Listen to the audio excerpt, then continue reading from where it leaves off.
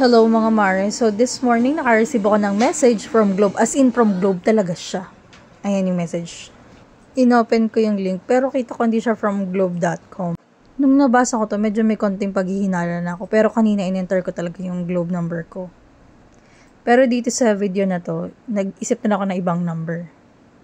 So ayan, mukha talaga siyang page ng Globe. So makikita na dyan yung points, message, and then redeem. Meron talaga siyang mga items na pwede mong i-redeem gamit yung points na sinend nila sa'yo. So, dito, ang pinili ko yung 5,000 points para makita nyo kung ano yung susunod na page. Pagka-press mo na exchange, pupunta na yan dun sa personal details, yung name, complete address, contact number. And then, after that, sa last part, dun na siya manghihingi ng payment details. Ang nakalagay lang dun option, puro siya card. So, dun ako naghinala na, tapos nag-search na ako na, ayun, napatunayan ko na scam nga. Pero kung titingnan mo, mukha siya talaga from Globe.